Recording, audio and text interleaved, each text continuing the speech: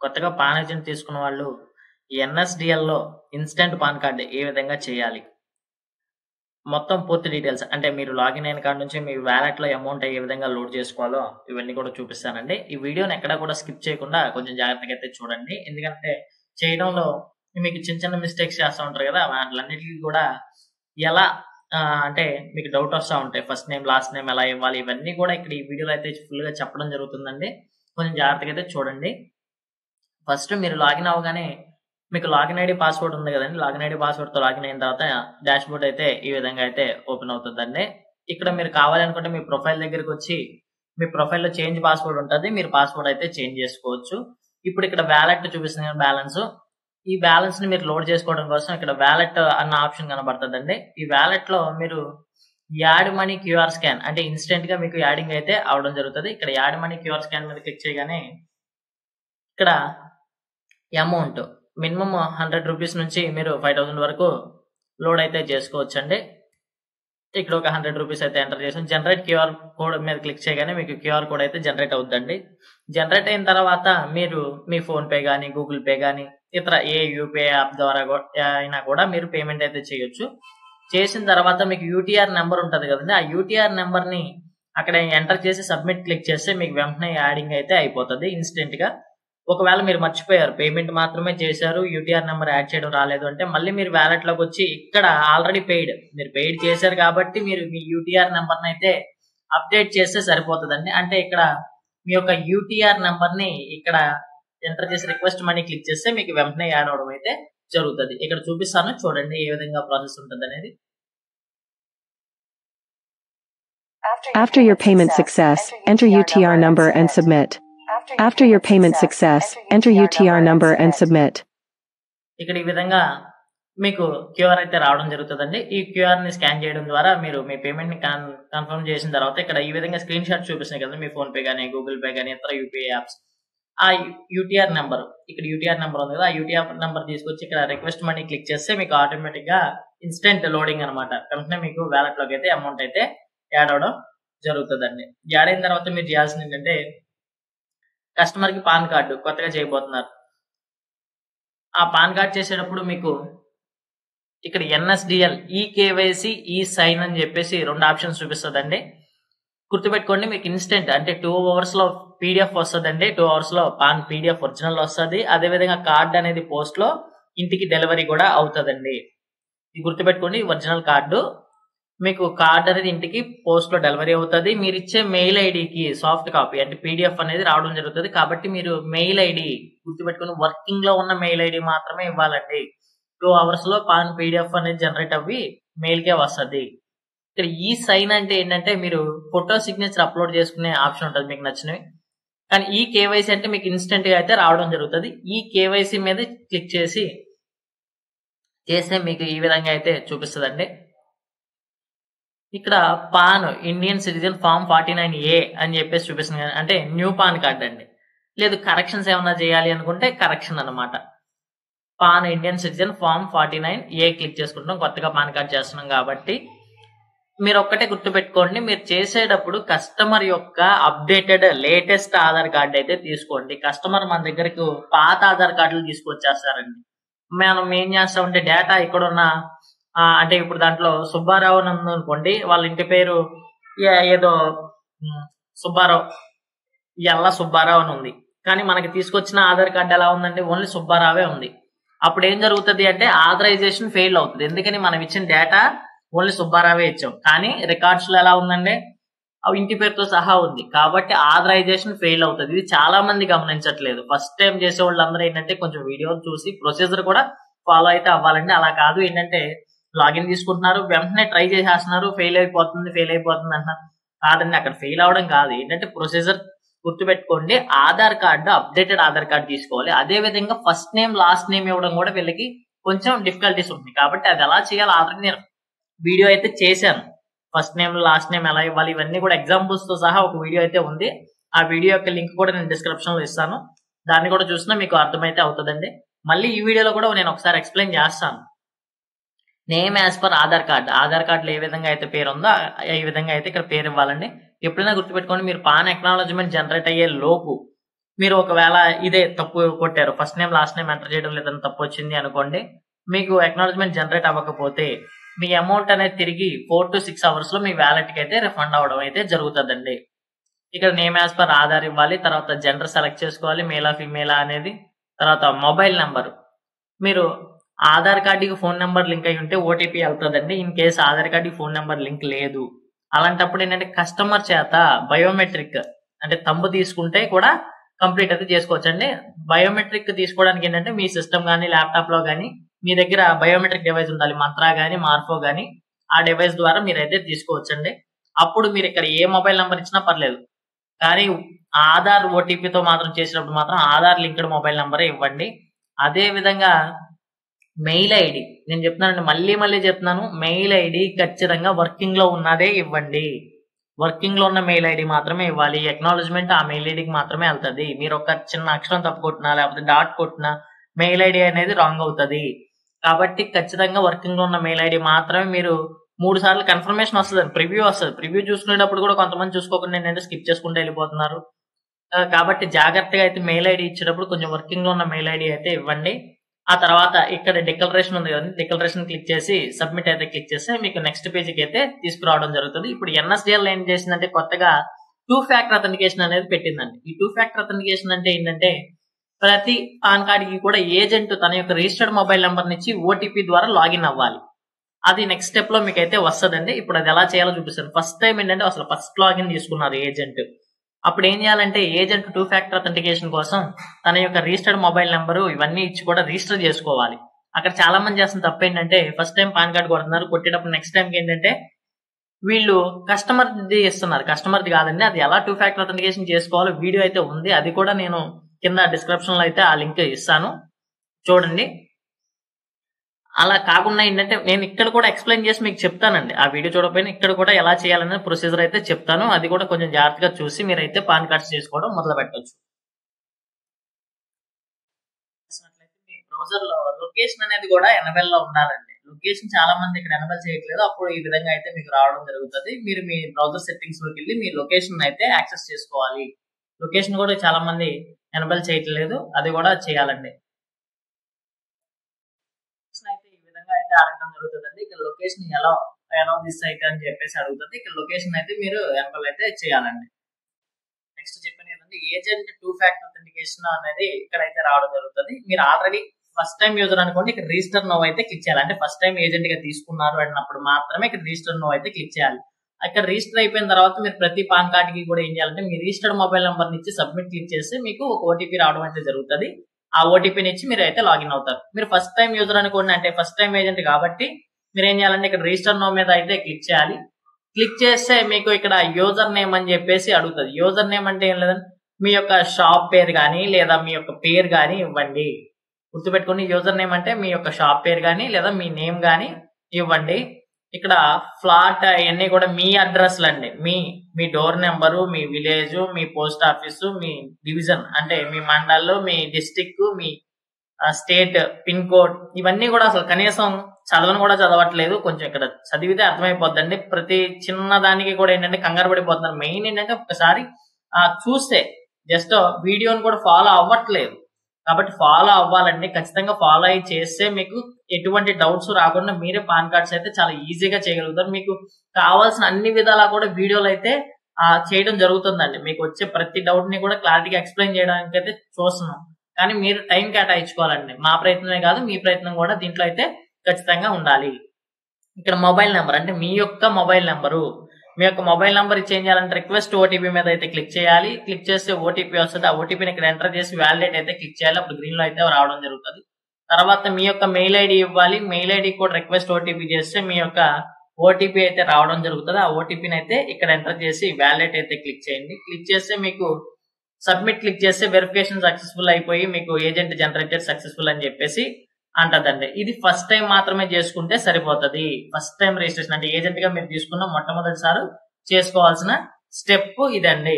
ఆ తర్వాత మీరు ఏం చేయాలి అంటే ప్రతి పాన్ కార్డు చేసేటప్పుడు మీ యొక్క అంటే చెప్తున్నాను కదండి, ఇక్కడ ప్రతి పాన్ కార్డు చేసేటప్పుడు మీకు ఏంటంటే మీ రిజిస్టర్ మొబైల్ నెంబర్ ఆల్రెడీ మీరు రిజిస్టర్ చేసుకున్న మొబైల్ నెంబర్ ఏదైతే ఉందో ఆ మొబైల్ నెంబర్ ఇచ్చి సబ్మిట్ క్లిక్ చేస్తే మీకు నెక్స్ట్ స్టెప్ కి అయితే తీసుకువెళ్ళడం జరుగుతుంది అంటే అప్లికేషన్ పేజ్ లోకి తీసుకెళ్తుంది. ఖచ్చితంగా గుర్తుపెట్టుకోవాలి. ఇదే 2 ఫ్యాక్టర్ అథెంటికేషన్. దీని గురించి సపరేట్ వీడియో కూడా ఉంది. ఒకవేళ ఇక్కడ కూడా చూసుకుని అయితే మీరు చేసుకోవచ్చు అండి, ఇబ్బంది లేదు. మీ మొబైల్ నెంబర్ కి అయితే ఓటీపీ రావడం జరుగుతుందండి. ఆ ఓటీపీని మీరు ఇక్కడ ఇచ్చి సబ్మిట్ అయితే క్లిక్ చేయాలి. సబ్మిట్ క్లిక్ చేస్తే మీకు నెక్స్ట్ పేజీలో అయితే మీకు ఈ విధంగా ఓపెన్ అవడం అయితే జరుగుతుందండి. ఇక్కడ మీరు ఫస్ట్ నేమ్ లాస్ట్ నేమ్ ఎలా ఇవ్వాలి? ఫస్ట్ నేమ్ అంటే ఏం లేదండి, ఇంటి పేరు గుర్తుపెట్టుకోండి. ఫస్ట్ నేమ్ అంటే ఇంటి పేరు ఇవ్వాలి.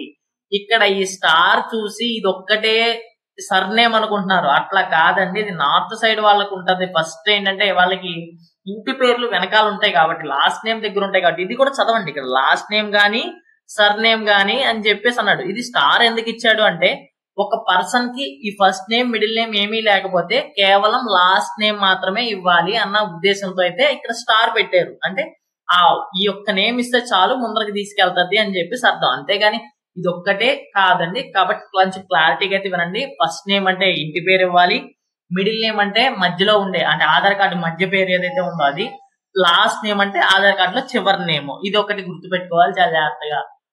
అంటే ఇప్పుడు చెప్తున్నాను చూడండి, సీత రామరాజు అని ఉంది. సీత అనేది ఫస్ట్ అవుతుంది, రామ అనేది మిడిల్ నేమ్ అవుతుంది, రాజు అనేది చివరి నేమ్ అవుతుంది. మీరు కూడా మీ ఆధార్ కార్డుది అక్కడ ఏంటంటే స్పేసెస్ వస్తాయి కదండి. రామ అనే స్పేస్ వచ్చింది, రాజు అనేది వచ్చి స్పేస్ వచ్చింది, అదొక నేమ్. కాబట్టి మీరు గుర్తుపెట్టుకోండి, ఫస్ట్ నేమ్ సీత రామ రాజు అనేది ఇక్కడ ఇవ్వాలన్నమాట.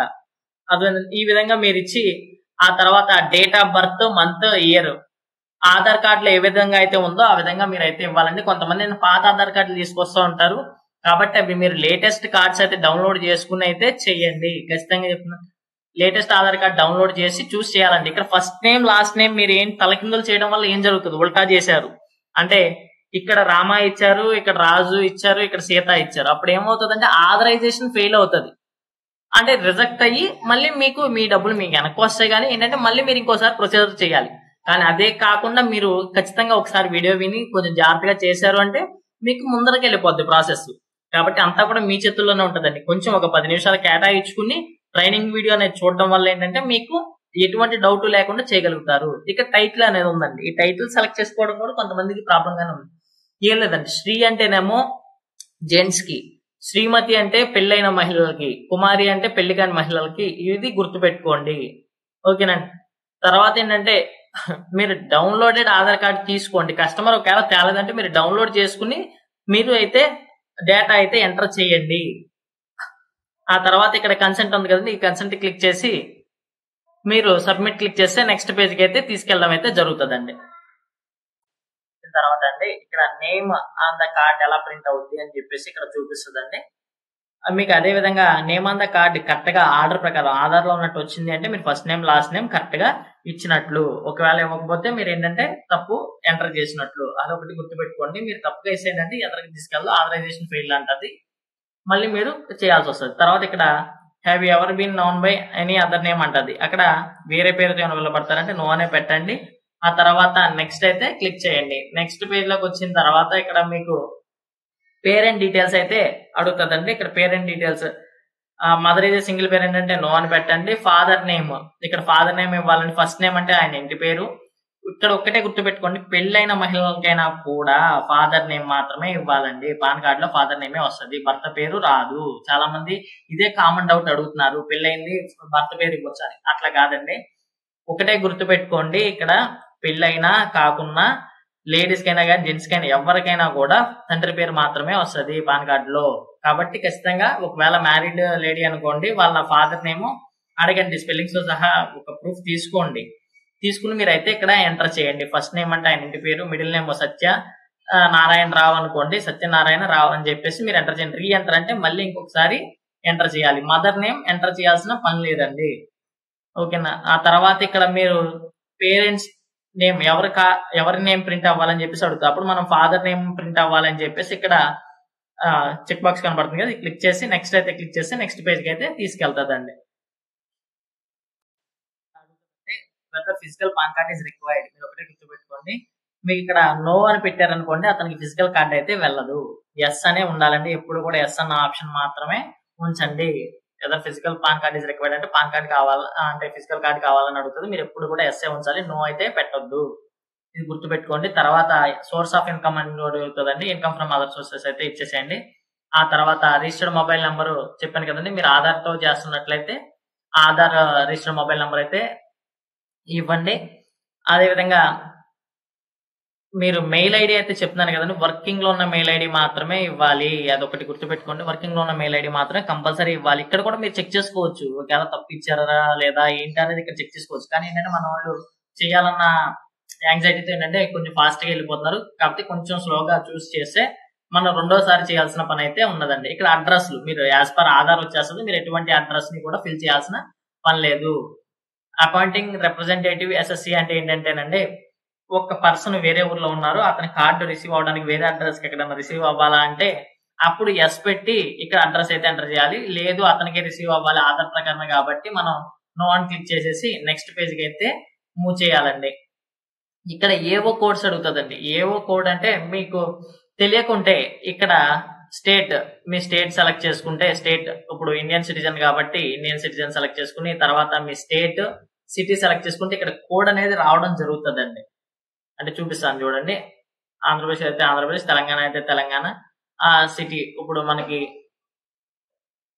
నేను సెలెక్ట్ చేసుకున్నాను, జస్ట్ అండ్ సెలెక్ట్ చేసుకుంటున్నాను. ఇక్కడ మనం క్లిక్ చేసామనుకోండి ఆటోమేటిక్ ఇక్కడ ఏవో కోడ్ అనేది ఫిల్ అయిపోతుంది.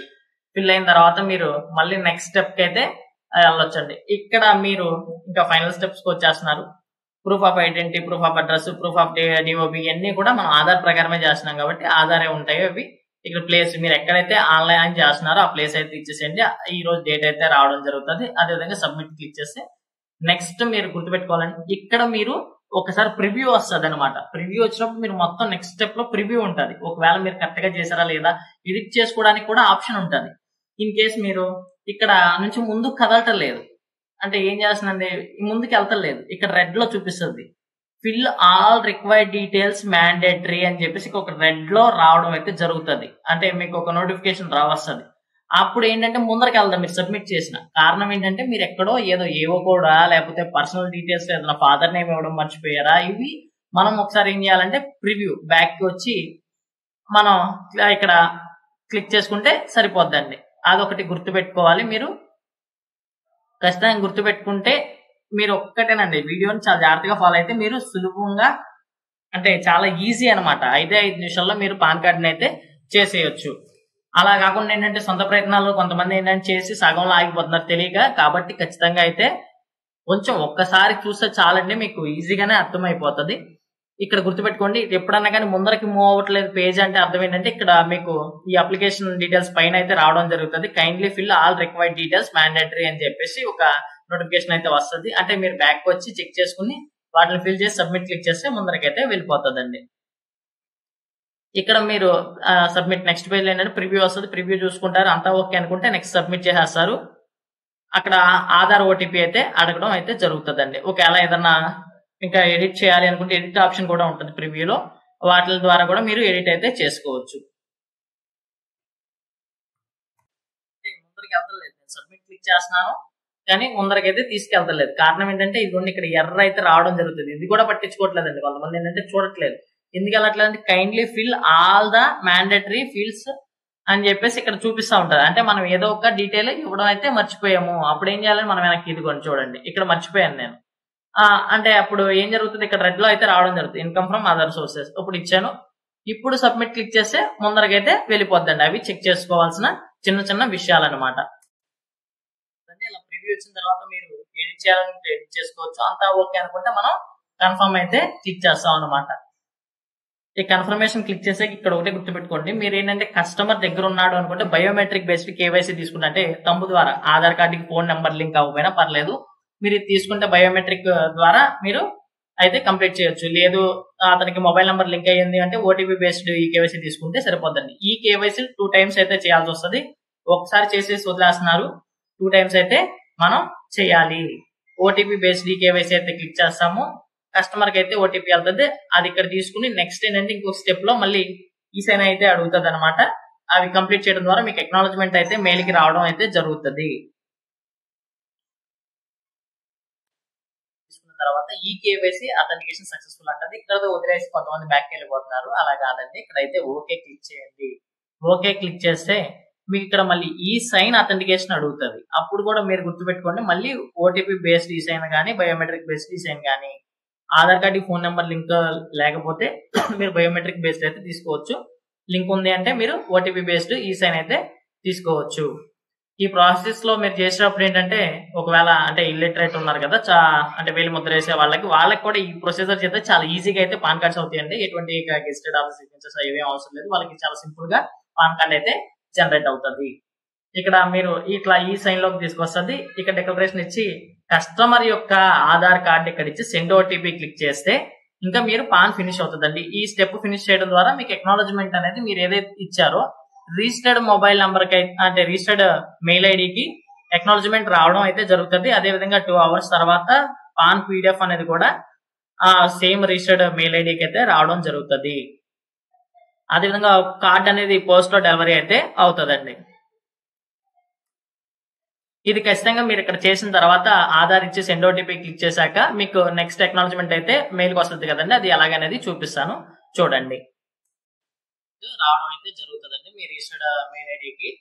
ఇక్కడ మీరు రిసిప్ట్ అని ఉంది కదా, అంటే ఎక్నాలజ్మెంట్, ఇది క్లిక్ చేయడం ద్వారా మీకు అంటే పాస్వర్డ్ ప్రొటెక్టెడ్ గా ఉంటుందండి. పాన్ అయినా కానీ లేదా మీకు రిసిప్ట్ అయినా కూడా ఏంటంటే పాస్వర్డ్ ప్రొటెక్టెడ్. అంటే ఏం లేదు, వాళ్ళ ఆధార్ కార్డులో ఉన్న డేట్ ఆఫ్ బర్త్ ఇప్పుడు 1/1/1975 అని ఉందనుకోండి, మీరు మధ్యలో ఏవైతే స్లాషెస్ ఉంటాయో అవి పెట్టకుండా పూర్తి కంప్లీట్ గా కలిపి కొట్టాలండి. 01/01/1975 కొడితే మీకు అయితే పీడిఎఫ్ అయితే ఓపెన్ అవుతుందండి. ఇదే విధంగా మీకు 2 hours తర్వాత, ఇప్పుడు ఎక్నాలజ్మెంట్ వచ్చింది కదా, 2 hours తర్వాత ఏంటంటే పాన్ పీడిఎఫ్ అయితే రావడం జరుగుతుందండి. ఈ విధంగా మీరు సులభంగా పాన్ కార్డ్స్ అయితే చాలా సింపుల్ గా అయితే చేయొచ్చండి.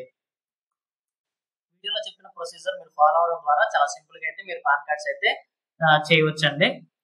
ఈ వీడియో కనుక మీకు నచ్చినట్లయితే లైక్ చేయండి, షేర్ చేయండి, మరింత మందికి చేరువయ్యేలాగా చేస్తారని అనుకుంటున్నాను. కొత్తగా మన ఛానల్ ఎవరైతే చూసే వాళ్ళు ఉన్నారో వాళ్ళు సబ్స్క్రైబ్ చేసుకోవడం ద్వారా మేము పెట్టే వీడియోస్ అయితే మీకు వెంటనే నోటిఫికేషన్ లో రావడం జరుగుతుందండి. మా టెలిగ్రామ్